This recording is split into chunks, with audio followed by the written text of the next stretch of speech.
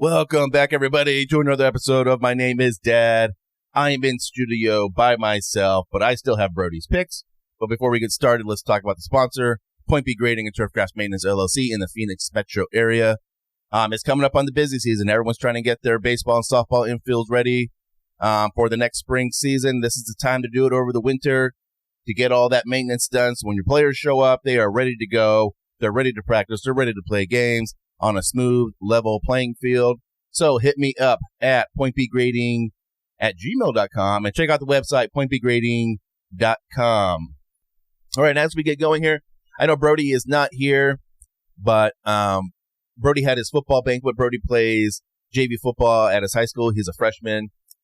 Brody's actually a really, really good athlete, and he got a little award. He got an award for being tone setter of the team.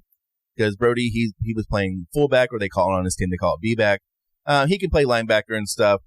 But as you know, Brody fractured his ankle, similar to how it happened with Cam Scadaboo. They actually both wore the same number 44. But Brody is a really good athlete, probably a better athlete than I was back in the day. But I just wanted to say that I love you, Brody, and I'm proud of you. And glad that I'll have you back here next week for Thanksgiving and everything. We'll watch a lot of football. And I hope that when his ankle recovers, he comes back bigger and stronger. So give a shout out to Brody if you see him or catch him up on social media. All right, we are moving into college football week 13 and the NFL week 12. But as we move into week 13, let's take another look at the college football playoffs as it stands today. A lot can still happen.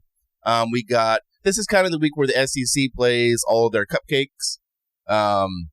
We still have a couple SEC kind of matchups, but a lot of the teams are playing their cupcakes this week. So not a lot of action there. But let's take a look at the top teams in the college football playoff. The number one seed and the first four teams as of right now would get a bye, but they do have to either win their conference championship or be ranked in the top four. So number one is Ohio State. Number two is Indiana. 3 is Texas A&M. And number 4 is Georgia. Right now, they are slated to get a first-round bye in the college football playoff. Now, the other teams, they would play a home game. So number 5, Texas Tech, right now is slated to play at home versus number 12, Tulane. Now, Tulane still has to win their conference championship to make it to the college football playoff. Number 6, Ole Miss versus number 11, Miami. Again, Miami has to win the ACC to get this bid. Number 7, Oregon versus number 10, Alabama. And then number 8, Oklahoma versus number 9, Notre Dame. Now, this leaves BYU and Utah out of the playoffs, even though they're ranked higher than Tulane and Miami. The highest ranked conference champion in the group of 5 gets an automatic bid. And whoever wins the ACC championship gets an automatic bid. So, again, BYU and Utah are actually ranked higher in the top 25 poll, but they actually would miss out because of this rule, which is fine. A 12-team playoff, I think conference championships are important. You can't just say, oh, this team has 3 losses, but they won their conference championship. I think they should still be allowed to get in. Now, again, if you're BYU or Utah, obviously you want to get in, but you're still going to get a good bowl game. I think in the Big 12, you'll probably get sent to like the Alamo Bowl, some sort of other big bowl games out there. So it's not all is lost, but if you're BYU or Utah fan, you're probably bitching and complaining about, being out of the playoffs when you're ranked so high. Now let's take a look at some of the Week 13 rivalry games and big matchups. One of the big ones, this is the SEC matchup, is number 22 Missouri at number 8 Oklahoma. And they're going to play, this is a rivalry game, they play for the Tiger Sooner Peace Pipe. Yeah, you heard that right, the Peace Pipe. We got Miami at Virginia Tech, and Virginia Tech has officially hired James Franklin as their next head coach. Again, this is a big game for Miami. They have to win out and win the ACC championship. They want to even get into the college football playoff. We have Marshall at Appalachian State. This is called the Old Mountain Feud. They're in the Appalachian Mountains, that's why. We have New Mexico State at UTEP in the Battle of I-10. Both these schools are in close proximity. UTEP is University of Texas El Paso. They're way on the tip of the panhandle there of Texas. And right across the border is where New Mexico State is in Las Cruces. And it's all on the freeway, the I-10 freeway. And they play for the Silver Spade. And this is actually a 109-year-old rivalry. It's an old one. They've been playing this game for a long time. We have Arkansas at Texas, another SEC matchup. This is just an old Southwestern Conference rivalry when Texas, Arkansas, Texas A&M, Texas Tech, TCU, SMU, Baylor, all those Texas schools were in the Southwestern Conference. We have Kentucky at Vanderbilt, one of the other SEC matchups. We have number 15 at number 7, Oregon. This is a top 25 matchup in the Big Ten, which again could have college football playoff ramifications, especially if Oregon loses. We have Duke at North Carolina.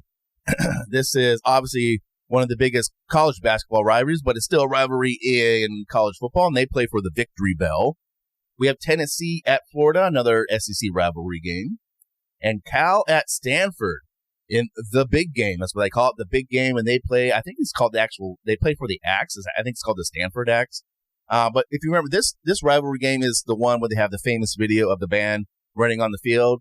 And Cal runs the ball back on the final kickoff. And the band's not on the band's not on the field.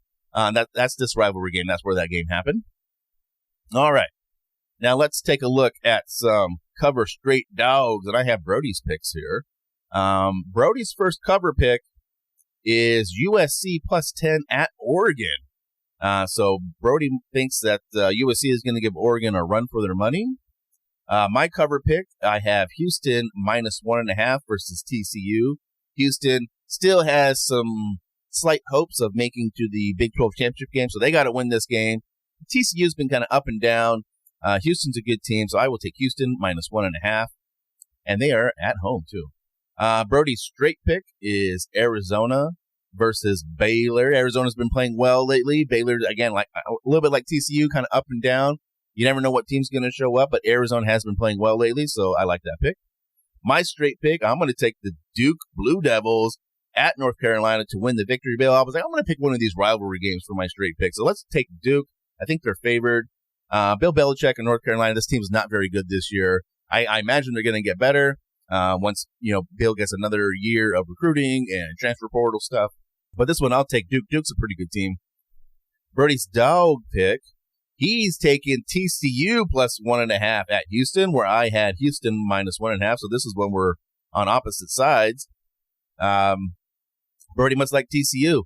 He must not think Houston's doing very well. And it's kind of maybe like an old school sort of Southwestern Conference rivalry game in this one.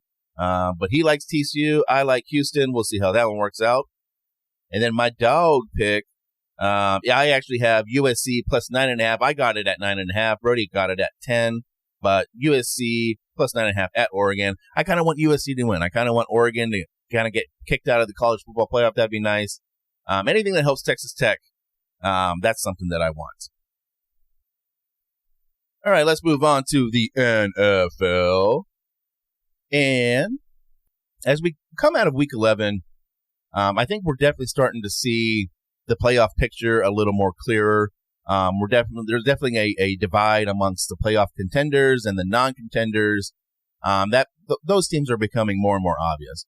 So you might have heard there's a popular website a lot of people look at. It's called Tankathon, where you can look at the future draft order as it is today. So I wanted to take a look. Let's take a look at Tankathon. Obviously, the Cardinals are one of these teams that are not playoff bound. So we're already looking in the future, probably a future without Kyler Murray, maybe without our head coach, Jonathan Gannon.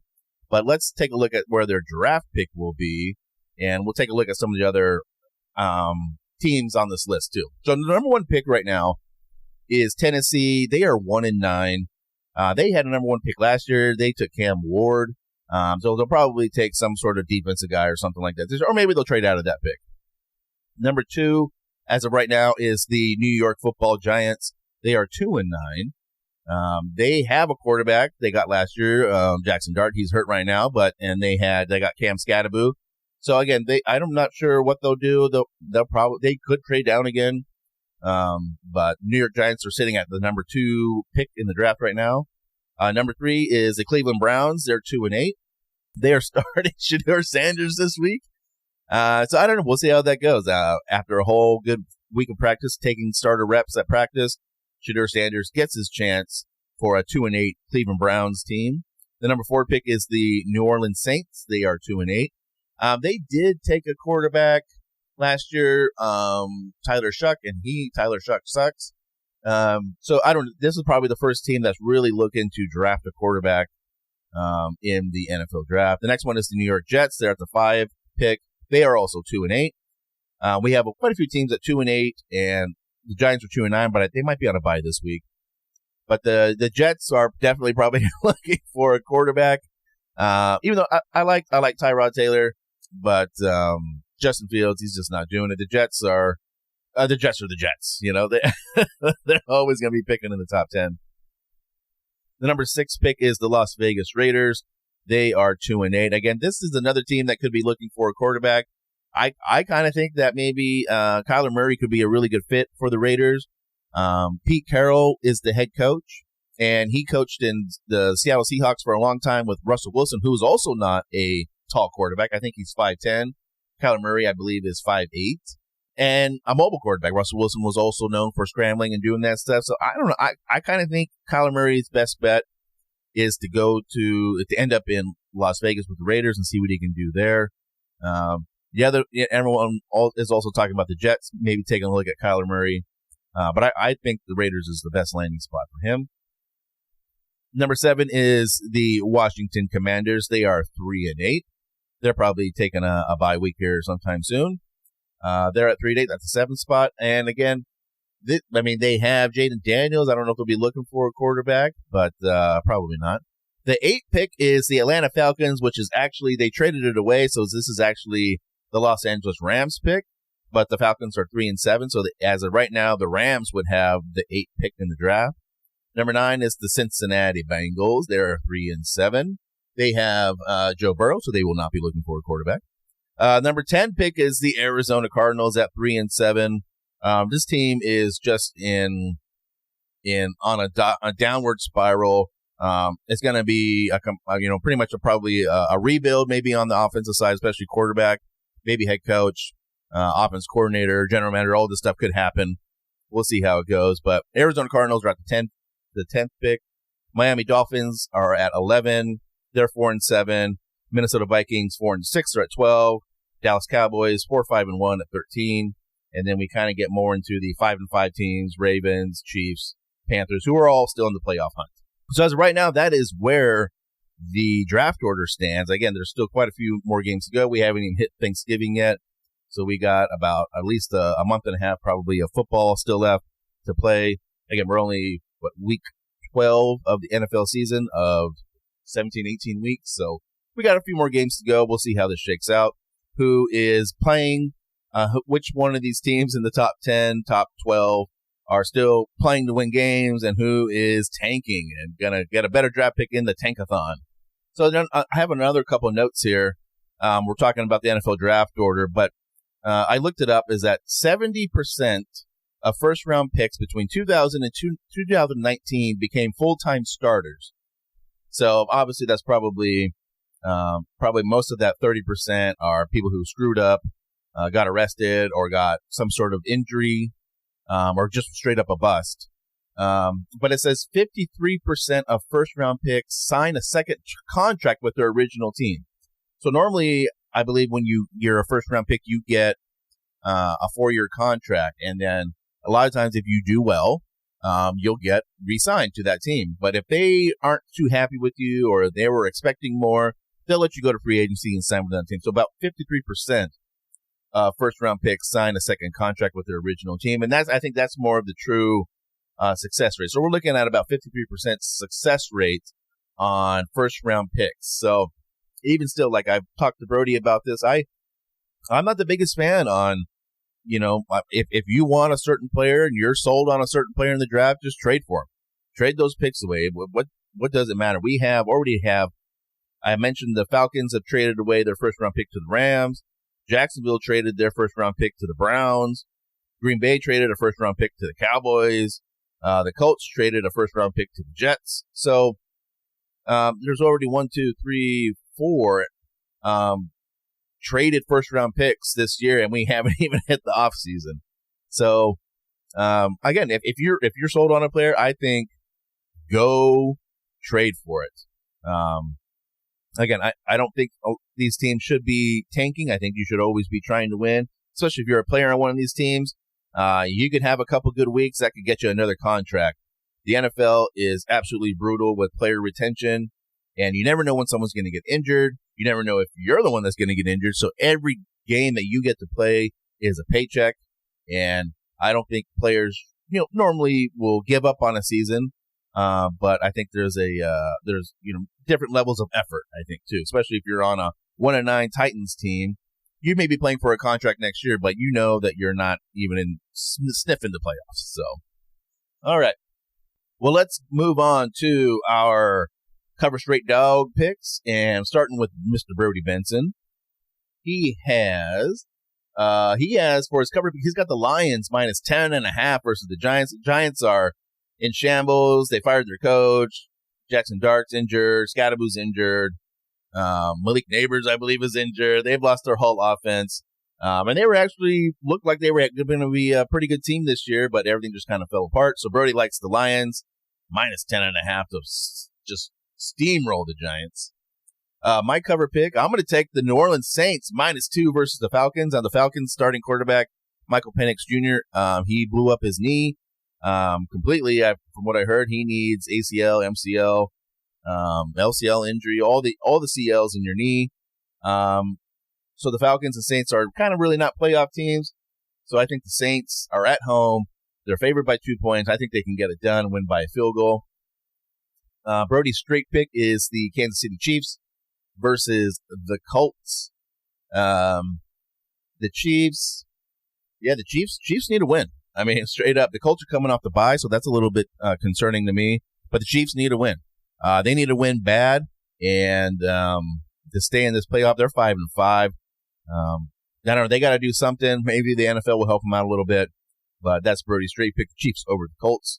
My straight pick is the Seattle Seahawks. They're on the road against the Tennessee Titans, but the Titans are terrible. I don't know. Their defense is good. The defense is competitive. The offense is not. And the Seahawks are playing well. They may be one of the best teams in the NFC, along with the Rams and the Eagles. So I like the Seahawks just to wall up the Titans. Brody's dog pick, he likes the Arizona Cardinals +3 versus the Jaguars. I don't know. I think the Jaguars are playing pretty well. They're a playoff team. The Cardinals are, again, they're in shambles right now. But Brody likes the Cardinals +3 at home against the Jaguars. The Jaguars do have to travel all the way out here, so that is something in the Cardinals' favor. And then my dog pick, I'm going to take the Pittsburgh Steelers +2.5 at the Bears.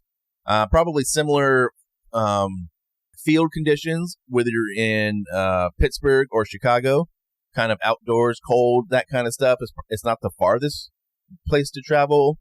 And the Steelers need to win. The Bears need to win.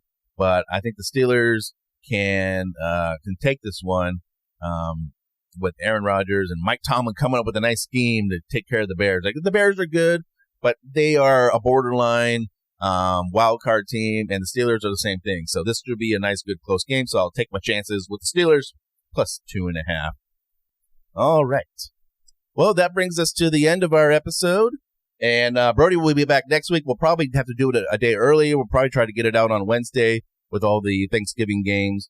But check us up next week on the flip side. And till then,